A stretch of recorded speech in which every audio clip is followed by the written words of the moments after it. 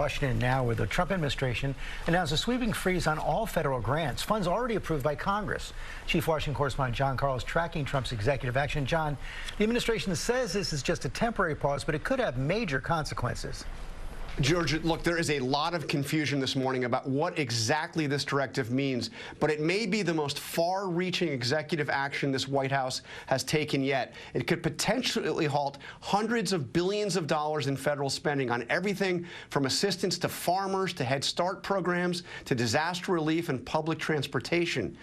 In a memo describing this, was obtained by ABC News, the White House Budget Office has ordered all federal agencies to cease any financial assistance if they believe the program might conflict with President Trump's executive orders. The directive is not specific about which programs would have to be suspended, but it's clearly far-reaching. It says, quote, "This memorandum requires federal agencies to identify and review all federal financial assistance programs and supporting activities consistent with the president's policies and requirements."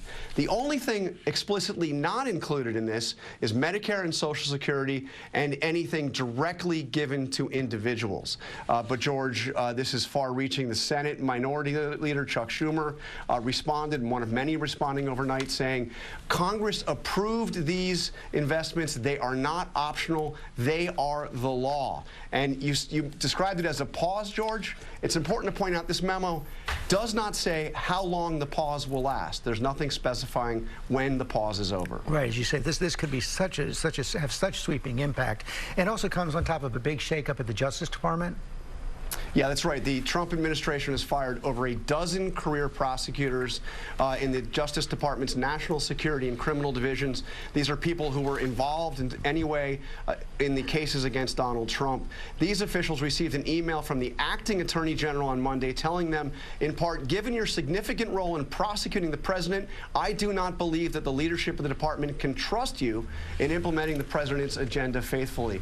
Those fired, George, include some of the Justice Department's most senior prosecutors. These are individuals who have served in Republican and Democratic administrations. It also comes on top of action taken against some AID, foreign assistance professionals. And we learned about an executive order the president signed Monday that could set in motion a ban on transgender troops.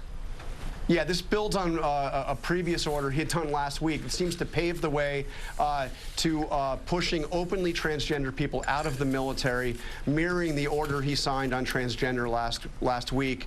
But this goes further, allowing the Pentagon to possibly bar transgender people if they identify as a gender other than the one assigned at birth. It states expressing a false gender identity divergent from an individual's sex cannot satisfy the rigorous standards necessary for the military service. So yes, it looks like it is paving the way for a total ban. John Carl, thanks very much.